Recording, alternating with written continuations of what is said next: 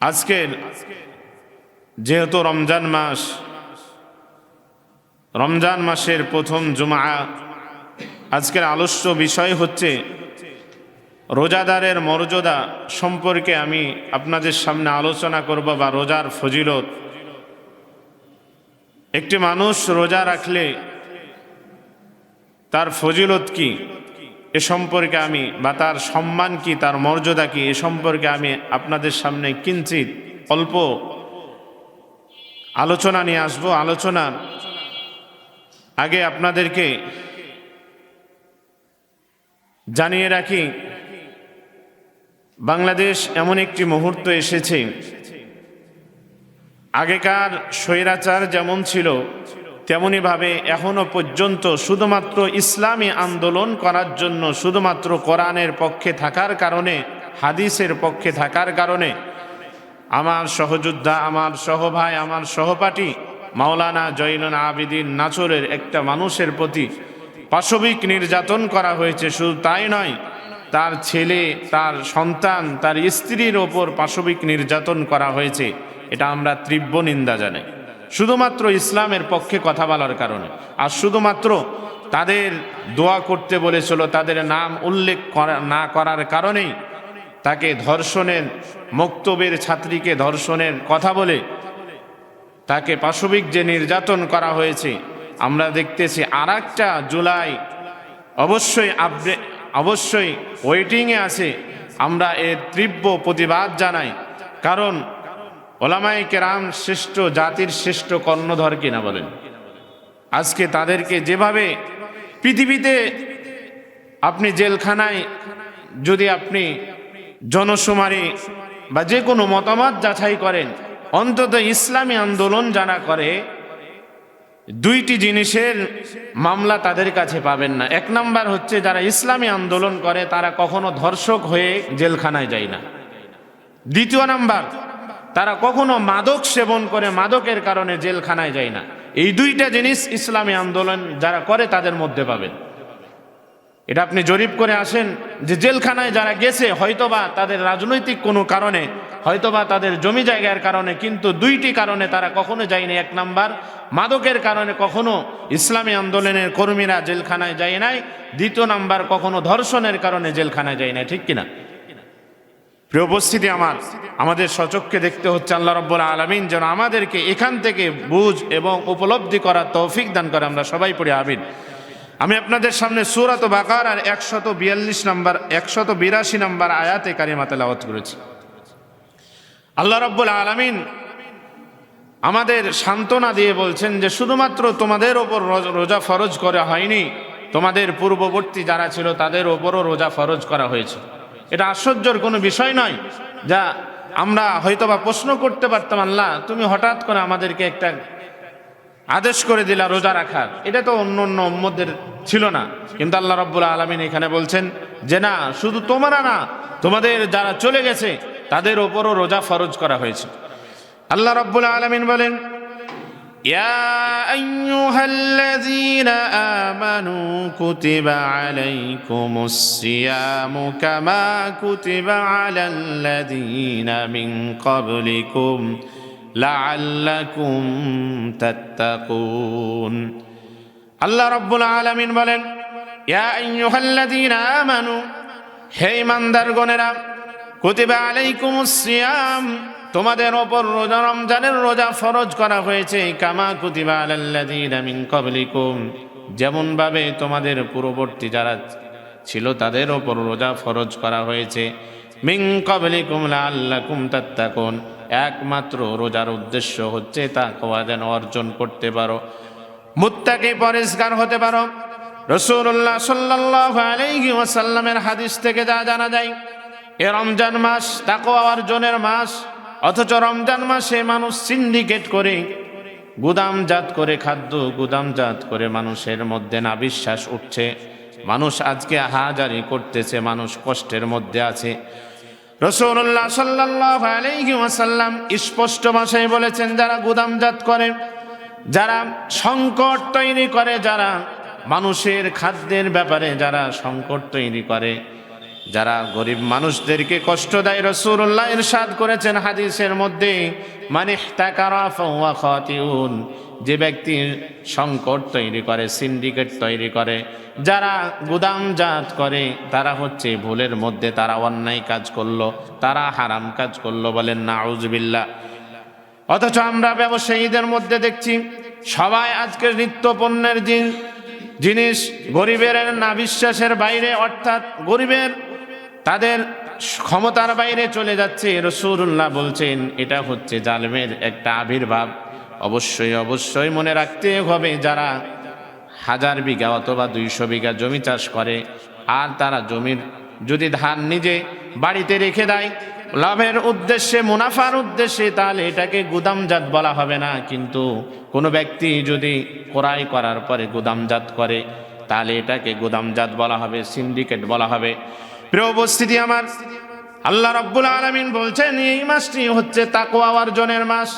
এই মাসটিতে কে কত তাকওয়া অর্জন করতে পারো প্রতিযোগিতা করো। রাসূলুল্লাহ সাল্লাল্লাহু আলাইহি ওয়াসাল্লাম হাদিসের মধ্যে বলছেন, যারা এই মাসে তাকওয়া অর্জন করবে, যারা রোজা রাখবে, সিয়াম পালন করবে, তাদের 10টি ফজিলত বলা হয়েছে হাদিসের মধ্যে। 1 নাম্বার হচ্ছে রোজাদারের 10টি মর্যাদার মধ্যে প্রথম নাম্বার মর্যাদা হচ্ছে রোজাদারের সকল গুনাহ আল্লাহ রব্বুল আলামিনের রাসূল বলেছেন সকল অতীতের সমস্ত গুনাহগুলোই ক্ষমা করে দেওয়া হয়।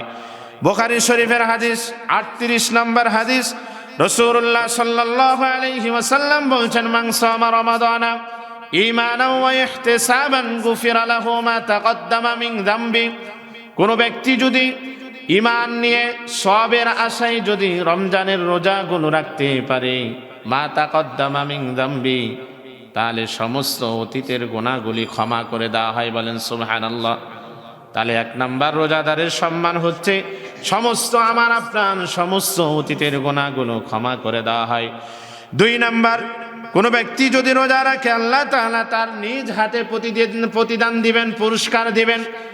قال رسول الله صلى الله عليه وسلم كل عمل ابن آدم يضاعف له الحسنات عشر بأمثالها إلى 700 ضعف।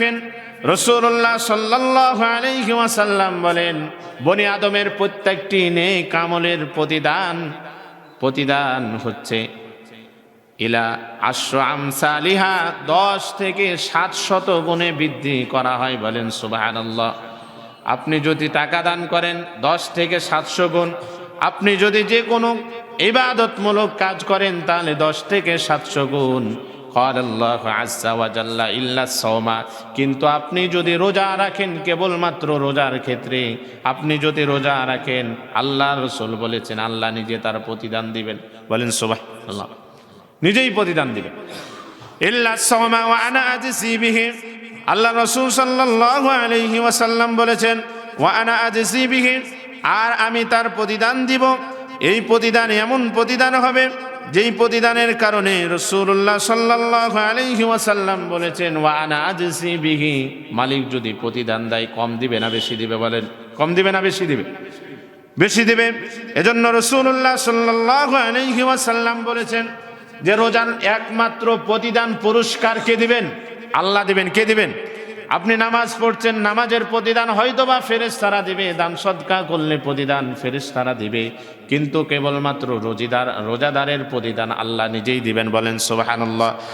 3 নাম্বার রোজার ফজিলত হচ্ছে বা রোজার সম্মান হচ্ছে, রোজার প্রতিদান হবে জান্নাত, অন্য কোনো জায়গা নয়, কেবলমাত্র জান্নাত। রাসূলুল্লাহ সাল্লাল্লাহু আলাইহি ওয়াসাল্লাম বলেছেন, মান সামা ইয়াওমান ইবতিগা ওয়াজহিল্লাহি, কোন ব্যক্তি যদি আল্লাহর সন্তুষ্টির জন্য একটা দিন রোজা রাখে, কোন ব্যক্তি যদি আল্লাহর সন্তুষ্টির আশায় যদি একটা দিন রোজা রাখে, খুতিমা লাহু বিহা, আর রোজা দ্বারাই যদি সে আমলটা শেষ করে, অর্থাৎ রমজান মাসটা রোজা দ্বারাই শেষ করলেন, দাখালাল জান্নাহ, আল্লাহ রাব্বুল আলামিনের রাসূল বলেছেন সে ব্যক্তি জান্নাতে প্রবেশ করবে, বলেন সুবহানাল্লাহ। 4 নাম্বার রাসূলুল্লাহ সাল্লাল্লাহু আলাইহি ওয়াসাল্লাম বলেছেন, কিয়ামতের ময়দানে যখন ছেলে বাবাকে সুপারিশ করবে না, অন্য কোনো বন্ধু বান্ধবরে সুপারিশ করবে না, ভাই বোনরে সুপারিশ করবে না, স্বামী স্ত্রীর সুপারিশ করবে না, কেবলমাত্র রোজা আর কোরআন আমার আপনার জন্য সুপারিশ করবে। বলেন সুবহানাল্লাহ। কিয়ামতের দিন রোজাদারের জন্য কেবলমাত্র রোজা আর কোরআন সুপারিশ করবে। ক্বালা রাসূলুল্লাহ সাল্লাল্লাহু আলাইহি ওয়াসাল্লাম আসসিয়ামু ওয়াল কুরআনু ইয়াশফাআনি লিল আবদি ইয়াউমাল কিয়ামা। রাসূলুল্লাহ সাল্লাল্লাহু আলাইহি ওয়াসাল্লাম বলেছেন, কিয়ামতের ময়দানে কেউ কোনোদিন কেউ কাউরে না চিনলে রোজা এবং কোরআন মাত্র চিনবে ওই মানুষটাকে। আসসিয়ামু ওয়াল কুরআনু ইয়াশফাআনি লিল আবদি ইয়াউমাল কিয়ামা। কিয়ামতের দিন রোজা এবং কোরআন সুপারিশ করবে। ইয়াকুলুস সিয়াম, রোজা বলবে আয় রব্বি মানাতুহুত তুআম ওয়াশ শাহাওয়াত বিন নাহার, হে আমার রব, আমি রোজাদারকে বলেছিলাম সারা দিন তোমরা খেও না এবং স্ত্রীর সহবাস থেকে তোমরা বিরত থাকো। আল্লাহ রাসূল সাল্লাল্লাহু আলাইহি ওয়াসাল্লাম হাদিসের মধ্যে বলছেন ফাশাফাইনি ফিহি, তার সুপারিশ আল্লাহ রব্বুল আলামিন রোজার সুপারিশ কবুল করবেন। বলেন সুবহানাল্লাহ। ওয়া ইয়াকুলুল কোরআন, আবার কোরআন বলবেন মানাতুহুন নাওমা বিল্লাইল, আমি রাত্রে তাকে ঘুমাইতে দেইনি, সব সময় তাকে চালু রেখেছি, কোরআন অথবা জিকিরে চালু রেখেছি। আল্লাহ তুমি আমার পক্ষ থেকে এই রোজাদারের আমার কবুলটা, আমার সুপারিশটা কবুল করো। আল্লাহ রব্বুল আলামিনের রাসূল বলেছেন ফাশাফিনি ফিহি, তার সুপারিশ কবুল করা হবে। আর বলা হবে ক্বালা ফায়ুশাফিআনি, আর তোমাদের সুপারিশ কবুল করা হলো। বলেন সুবহানাল্লাহ। এজন্য রাসূলুল্লাহ সাল্লাল্লাহু আলাইহি ওয়াসাল্লাম বলেছেন 5 নাম্বার রোজাদারের যে মর্যাদা, হাসরের মাঠে যখন কোনো মানুষ পানি পাবে না, একমাত্র আল্লাহ রব্বুল আলামিন নিজের হাতে হাউজে কাউসার অথবা পানি পান করাবেন, নিজের হাতে পানি পান করাবেন। রাসূলুল্লাহ সাল্লাল্লাহু আলাইহি ওয়াসাল্লাম বলেন ইন্নাল্লাহ তাবারাকা ওয়া তাআলা ক্বাদা আলা নাফসিহি আন্নাহু মান আ'তাসা নাফসাহু লাহু, কোন ব্যক্তি যদি কিয়ামতের ময়দানে পিপাসার্ত হয়ে যায়, আল্লাহ রব্বুল আলামিনের উপর আবশ্যক হয়ে যায়, আবশ্যক করে নিয়েছেন কোন ব্যক্তি যদি আল্লাহর সন্তুষ্টির জন্য রমজানে রোজা রাখে। কার জন্য বলেন? আল্লাহর সন্তুষ্টির জন্য রমজানে রোজা রাখে। আর সে রমজান মাসটা যদি গ্রীষ্মকালে হয়, সাইফ মানে গ্রীষ্মকাল, গরমকালে যদি হয়, রাসূলুল্লাহ সাল্লাল্লাহু আলাইহি ওয়াসাল্লাম বলেছেন সাকাল্লাহু ইয়াউমাল আতাসা, আল্লাহ রাব্বুল আলামিন নিজ হাতে তাদেরকে পানি পান করাবেন। বলেন সুবহানাল্লাহ। তাহলে 5 নাম্বার আল্লাহ রাব্বুল আলামিন রোজাদারকে নিজ হাতে পানি পান করাবেন। 6 নাম্বার রোজাদারের মুখের গন্ধ মিশকে আম্বারের চাইতে বেশি সুগন্ধযুক্ত, আল্লাহর নিকটে পছন্দনীয়। বলেন সুবহানাল্লাহ। রাসূলুল্লাহ সাল্লাল্লাহু আলাইহি ওয়াসাল্লাম বলেছেন ওয়াল্লাযী নাফসি বিয়াদিহি লা খুলুফু ফাবিস সাইমি আতিয়াবু ইনদাল্লাহি ফামিন রিহিল মিস্ক। রাসূলুল্লাহ সাল্লাল্লাহু আলাইহি ওয়াসাল্লাম বলছেন ওই আল্লাহর শপথ, ওই আল্লাহর কসম যার হাতে আমার জীবন, রোজাদারের মুখের গন্ধ আল্লাহর নিকটে মিশকে আম্বারের সুগন্ধির চাইতে অধিক প্রিয়। বলেন সুবহানাল্লাহ। তাহলে 6 নাম্বার রোজাদারের মুখের গন্ধ কার? আল্লাহর নিকটে, মানুষের নিকটে না, আল্লাহর নিকটে মিশকে আম্বারের চাইতে বেশি সুগন্ধময়। বলেন সুবহানাল্লাহ। 7 নাম্বার কোন ব্যক্তি রোজাদার যদি দোয়া করে, দোয়া কবুল হয়। রাসূলুল্লাহ সাল্লাল্লাহু আলাইহি ওয়াসাল্লাম হাদিসের মধ্যে ইরশাদ করেছেন ইন্না লিস-সাইমি ইনদা ফিতরিহি দাওয়াতুন মা তুরাদ্দু, কোন রোজাদার যদি রোজা অবস্থায় যদি আল্লাহর কাছে যদি দোয়া করে, আল্লাহ রাব্বুল আলামিন ওই দোয়া ফেরত দেয় না, কবুল করেন। বলেন সুবহানাল্লাহ। অন্য হাদিসের মধ্যে বলেছেন সালাসাতুন লা তুরাদ্দু দাওয়াতুহুম, 3 ব্যক্তির দোয়া কখনো বিফলে যায় না, অবশ্যই কবুল হয়। 3 ব্যক্তির দোয়া কবুল হয়। 1 নাম্বার হচ্ছে আস-সাইমু হাত্তা ইফতিরু, কোন রোজাদার ব্যক্তি যদি ইফতারের আগ মুহূর্তে যদি আল্লাহর কাছে দোয়া করে, এই ব্যক্তির দোয়া কবুল হয়। 2 নাম্বার ওয়াল ইমামুল আদিল, ওই ইমাম যে ব্যক্তি ইনসাফগান, যে ব্যক্তি জাতির সাথে প্রতারণা করে, এই ব্যক্তি কখনো ইমামে আদিল হতে পারে না। কি বলেন? কখনো ইমামে আদিল হতে পারে না। যে ব্যক্তি পুরো জাতির সাথে গাদ্দারি প্রতারণা করলো, এই ব্যক্তি ইমামে আদিল হতে পারে না।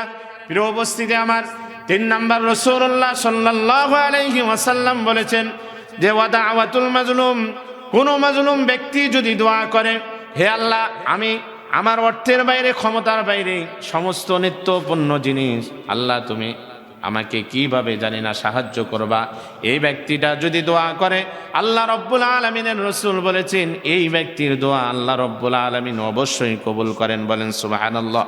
তাহলে 3 ব্যক্তির দোয়া আল্লাহ রব্বুল আলামিন কবুল করেন। 1 নাম্বার রোজাদারের, 2 নাম্বার ইমামুল আদিল, 3 নাম্বার হচ্ছে দাওয়াতুল মাজলুম, মজলুমের দোয়া। 8 নাম্বার রোজাদার ব্যক্তির জন্য একটা জান্নাত আছে। এই জান্নাতের গেটের নাম হচ্ছে রাইয়ান। জান্নাতের গেটের নাম কি বলেন? রাইয়ান নাম। قال رسول الله صلى الله عليه وسلم إن في الجنة بابا। রাসূলুল্লাহ সাল্লাল্লাহু আলাইহি ওয়াসাল্লাম বলেছেন জান্নাতের মধ্যে একটি দরজা আছে, তার নাম হচ্ছে ইকালু লাহুর রাইয়ান, তার নাম হচ্ছে রাইয়ান। ইয়াদখুলু মিনহু আস-সাইমুন ইয়াওমাল কিয়ামা লা ইয়াদখুলু মিনহু আহাদুন গায়রুহুম। কিয়ামতের ময়দানে ওই ফয়সালা হয়ে যাওয়ার পরে কেবলমাত্র রাইয়ান নামক দরজা দিয়ে রোজাদার ব্যতীত অন্য কেউ প্রবেশ করতে পারবে না, অন্য কেউ প্রবেশ করতে পারবে না। ইকালু আইনাস সাইমুন, ফেরেশতারা ডাক দিবে অথবা আল্লাহ রাব্বুল আলামিন ডাক দিবেন, আইনাস সাইমুন, পৃথিবীতে যারা রোজা রেখেছো তারা কোথায়, আজকে কোথায়? ফায়াকুমুনা, যারা রোজা রাখেনি আর যারা রোজা রাখে চলো সবাই দাঁড়িয়ে যাবে। দাঁড়িয়ে যাওয়ার পরে লা ইয়াদখুলু মিনহু আহাদুন গায়রুহুম ফাইদা দাখালু, আল্লাহ রাব্বুল আলামিন অথবা ফেরেশতারা বলবে, হে রোজাদার বান্দারা তোমরা দেখা দাখিল হয়ে যাও, প্রবেশ করে দাও। যখনই রোজাদার দেখা দাখিল হওয়া শেষ, প্রবেশ হওয়া শেষ, অটোমেটিক লেগে যাবে দরজাটা। রোজাদার ব্যতীত অন্য কোনো ব্যক্তি সে দরজা দিয়ে প্রবেশ করতে পারবে না, অন্য কোনো ব্যক্তি প্রবেশ করতে পারবে না। 9 নাম্বার রোজাদার ব্যক্তি আল্লাহ রাব্বুল আলামিনের দিদার লাভ করবে, সাক্ষাৎ লাভ করবে। قال رسول الله صلى الله عليه وسلم للصائم فرحتان। রাসূলুল্লাহ বলছেন রোজাদারের জন্য 2টি সময়, আনন্দের 2টি সময় খুব ভালো। 1 নাম্বার ফারহাতুন ইনদা ফিতরিহি, যখন কোনো রোজাদার ইফতার করে তখন সেই ব্যক্তি আনন্দ থাকে। আর ওয়া ফারহাতুন ইনদা লিকাই রাব্বিহি, আর যখন কোনো রোজাদার কিয়ামতের ময়দানে আল্লাহর সাথে সাক্ষাৎ করবে ওই সময় তার আনন্দ থাকবে। বলেন সুবহানাল্লাহ। তাহলে কোনো ব্যক্তি, রোজাদার ব্যক্তি বলেন কয় সময় আনন্দিত থাকে? 2 সময়। একটা যখন ইফতার করে, আমরা তো মনে করি ইফতারের সময় সব খেয়ে ফেলবো, প্লেট মিলেট সব খেয়ে ফেলবো, কিন্তু দেখেন একটা পানি আর একটা খেজুর খাওয়া মাত্র আল্লাহ রাব্বুল আলামিন অটোমেটিকলি খিদা কি নিবারণ করে দেয় কিনা? প্রিয় উপস্থিতি আমার, এজন্য আমরা সব সময়, একে তো ইফতারের সময় আমাদের একটা আনন্দ বিষয়, যারা রোজা রাখে না দেখবেন, যারা ইফতারি করে রোজা রাখে না, কোনো মাহফিলে অথবা ইফতার পার্টিতে যে তাদের মনেও কিন্তু চোরের মন, পুলিশ বা তারা অনেক খারাপ লাগে, অথবা ফ্যামিলির সাথে রোজা না রাখা অবস্থায় যদি ইফতার করে তাদেরকেও খারাপ লাগে। দেখবেন তাদের মুখে কোনো হাসি থাকে নাকি? হাসি থাকে না। এজন্য আমরা রোজা অবস্থায়, আল্লাহ রাসূল বলছেন যে 2টা সময় আনন্দিত থাকে রোজাদার। ইফতারের সময়, 2 নাম্বার আল্লাহর সাথে যখন সাক্ষাৎ করবে অবশ্যই সেই সময় আল্লাহ রাব্বুল আলামিনের বান্দা হাস্য উজ্জ্বল থাকবে। বলেন সুবহানাল্লাহ। 10 নাম্বার রোজাদারের জন্য জান্নাতের দরজা খুলে দেওয়া হয়। রোজাদার যখন রোজা রাখবে দুনিয়াতে তখন তার জন্য দরজা খুলে দেওয়া হয়। قال رسول الله صلى الله عليه وسلم إذا جاء رمضان فتحت أبواب الجنة। রাসূলুল্লাহ সাল্লাল্লাহু আলাইহি ওয়াসাল্লাম বলেছেন যখন রমজান আসে তখন রোজাদার এর জন্য জান্নাতের দরজা খুলে দেওয়া হয়। জাহান্নামের সমস্ত দরজাগুলো কি করে দেওয়া হয়? বন্ধ করে দেওয়া হয়। শয়তান পর্যন্ত শিকলবন্দি করা হয়, শয়তানকে পর্যন্ত। প্রিয় উপস্থিতি আমার, আমি আপনাদের সামনে, যেহেতু রমজান মাস, আমরা অনেকেই জানতে চাই যে হুজুর, কোনো ব্যক্তি যদি ইচ্ছাকৃতভাবে স্ত্রী সহবাস করে অথবা পানাহার করে, খাদ্য খেয়ে নেয়, তাহলে এর হুকুম কি? মনে রাখবেন যে 4টা কারণে আপনার ওপর কাফফারা এবং কাজা ওয়াজিব। কয়টা কারণে বলেন? কয়টা কারণে? স্পষ্ট আপনাদেরকে মনোযোগ সহকারে শোনেন। 4টা কারণে কাজা এবং কাফফারা ওয়াজিব। 1 নাম্বার, কোনো ব্যক্তি যদি শরীয়তের ওজুর ব্যতীত পানাহার করে রোজা অবস্থায়, তাহলে এই ব্যক্তিটার ওপর কাজা এবং কাফফারা উভয়টা ওয়াজিব হয়ে যায়। আবার কোনো ব্যক্তি যদি স্ত্রী সহবাস করে ইচ্ছাকৃতভাবে, তাহলে তার ওপর কাজা এবং কাফফারা উভয়টা ওয়াজিব হয়ে যায়। তাহলে কয়টা হলো বলেন? কয়টা হলো বলেন? দুইটা। ইচ্ছাকৃতভাবে খাবার খেলে, আবার ইচ্ছাকৃতভাবে স্ত্রী সহবাস করলে। 3 নাম্বার, শুবে সাদিক হয়ে গেছে কিন্তু আজান হয়নি, এ আশায় আপনি যদি খেতে বসে যান অথবা যদি সাহারি খেয়ে নেন, তাহলে এই অবস্থায় আপনার ওপর কাজা এবং কাফফারা উভয়টা ওয়াজিব হবে। শুবে সাদিক হয়ে গেছে, এখনো মুয়াজ্জিন সাহেব আজান দেয়নি, আপনি খেতে শুরু করলেন সাহারি, তাহলে আপনার এই খাওয়ার কারণে কাজা এবং কাফফারা উভয়টা ওয়াজিব হবে। কাজা এবং কাফফারা বলেন, কাজা এবং কাফফারা উভয়টা ওয়াজিব হবে। তাহলে 3টি কারণে কাজা এবং কাফফারা উভয়টি ওয়াজিব হল। 4 নাম্বার হচ্ছে, আপনি রোজা রাখলেন, দিনের বেলা আপনার বন্ধু ডাকলো যে চলো আমরা স্মোকিং করব, অথবা যে কোনো চা খাবো, খাবার খাবো। আপনি যদি খান, তাহলে বলেন তো রোজা আপনার থাকবে না? বলেন যাবে? রোজা থাকবে না যাবে? ইচ্ছাকৃতভাবে রোজা রাখার পরে, ভালো করে মনে রাখেন, রোজা রাখার পরে ইচ্ছাকৃতভাবে যদি আপনি খান, তাহলে এটার জন্য কাজা এবং কাফফারা উভয়টা ওয়াজিব হবে। এখন হচ্ছে কাজা আর কাফফারা কি জিনিস আমরা একটু বুঝি। রাসূলুল্লাহ সাল্লাল্লাহু আলাইহি ওয়াসাল্লামের কাছে এসে বললেন, ইয়া রাসূলুল্লাহ, আমি রোজা অবস্থায় আমার স্ত্রীর সাথে সহবাস করেছি। ইয়া রাসূলুল্লাহ, আরেকজন সাহাবী বলছেন, ইয়া রাসূলুল্লাহ, আমি ইচ্ছাকৃতভাবে খানা খেয়ে নিয়েছি, আমার কি অবস্থা? রাসূলুল্লাহ সাল্লাল্লাহু আলাইহি ওয়াসাল্লাম বললেন যে তোমাকে কাজা এবং কাফফারা উভয়টা লাগবে। অর্থাৎ কাজা হচ্ছে রমজান পরে আপনাকে রোজা রাখতে হবে। রমজান পরে কি করতে হবে? রোজা রাখতে হবে। আর কাফফারা হচ্ছে, প্রথমত আপনার যদি সামর্থ্য থাকে তাহলে একটা দাস আজাদ করতে হবে। কি করতে হবে বলেন? তাহলে আপনি রোজা ছাড়বো কোনোদিন? বলেন, একটা দাস আপনাকে মুক্ত করতে হবে। এটাও যদি না পারেন, তাহলে আপনাকে 7টা লাগাতার রোজা রাখতে হবে। কয়টা বলেন? 7টা লাগাতার রোজা রাখতে হবে। আপনি একটা যদি বাদ দেন, আবার ঘুরে 7টা রোজা রাখতে হবে।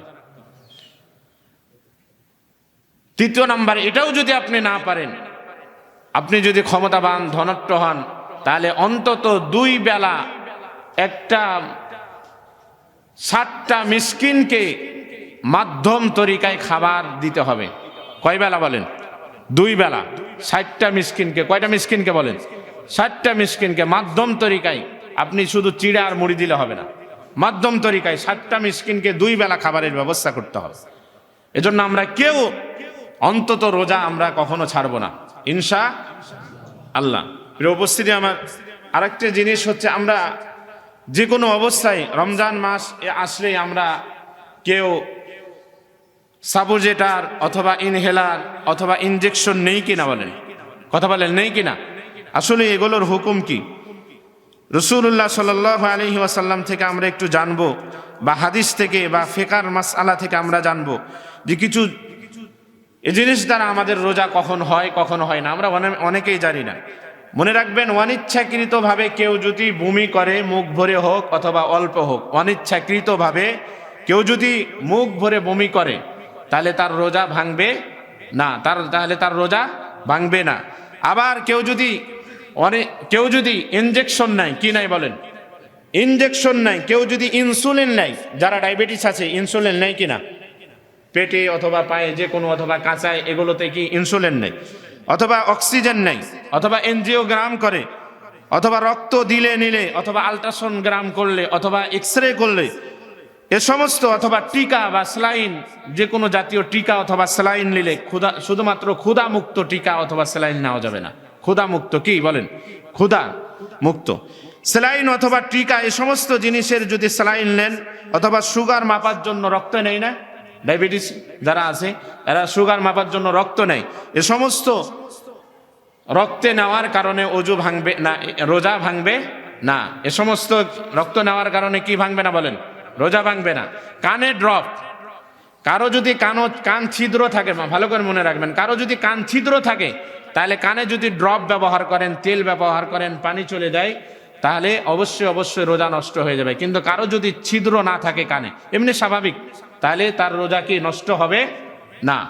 চোখে যদি আপনি ড্রপ দেন, চোখের ড্রপ দেওয়ার কারণে রোজা নষ্ট হবে না। কারণ হচ্ছে চোখের থেকে মানুষের ব্রেনে কোনো ধ্যান অথবা কোনো জিনিস নাই, যে যাওয়ার মতো কোনো লাইন নাই, এজন্য চোখে ড্রপ দিলে কি রোজা নষ্ট হবে না।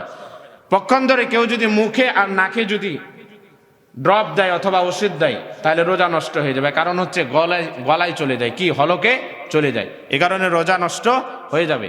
আর একটা জিনিস হচ্ছে আমাদের মধ্যে অনেকেই আছে যে সাপোজেটার ব্যবহার করলে, মনে রাখবেন যারা ডাক্তার আছে তারা হয়তোবা জানবেন, প্রত্যেকটা মানুষের বায়ুপথে বা মলদ্বারে কিছু রক্ত নালী আছে।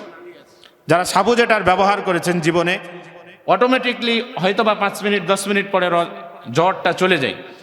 তো এই যে রক্ত নালী থেকে আপনার যে কোনো জায়গাতে পৌঁছে যায়, এজন্য সাপোজেটার কেউ যদি ব্যবহার করেন রোজা নষ্ট হয়ে যাবে।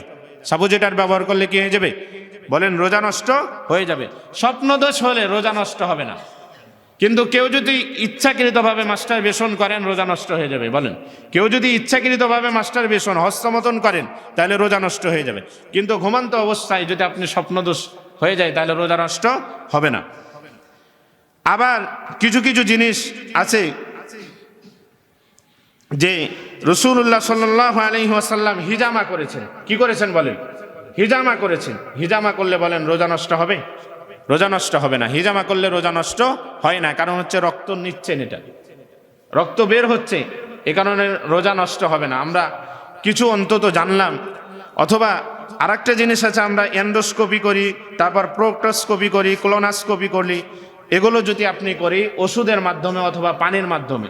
এন্ডোস্কোপি দেখবেন একটা নল আপনার পেটের মধ্যে লাড়িতে ভরে কি ভরে না? কথা বলেন, ভরে কি ভরে না? এটা যদি ওষুধের মাধ্যমে হয় অথবা যে কোনো পানি জাতীয় জিনিসের মাধ্যমে হয়, রোজা নষ্ট হয়ে যাবে। রোজা নষ্ট হয়ে যাবে, কারণ এখানে অবশ্যই তরল জিনিস দেওয়া আছে। তাই আমরা রোজা অন্তত যেগুলো আছে সুন্দরভাবে রাখার চেষ্টা করব। আর আমরা সবাই একটা জিনিস পরিহার করতে হবে, সেটা হচ্ছে আমরা গীবত থেকে বেঁচে থাকবো রোজা অবস্থায়। কি থেকে বলেন? কি থেকে বলেন? সবাইকে বলতে হবে কি থেকে? গীবত থেকে। কারণ হচ্ছে গীবত আপনি যদি করেন, ঝগড়াঝাটি করেন, অন্যায়ভাবে কথা বলেন, মানুষের সাথে প্রতারণা করেন, তাহলে আপনার রাসূলুল্লাহ বলছেন মাল্লাম ইয়াদা তুআমাহু ওয়া শারাবাহু ফালাইসা লাহু হাজাতুন। কিসের রোজা আর কিসের না খেয়ে থাকার কোনো দরকার নাই।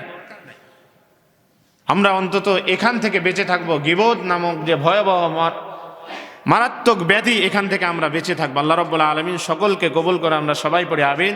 ওয়া আখিরু দাওয়ানা আলহামদুলিল্লাহি রাব্বিল আলামিন। আসসালামু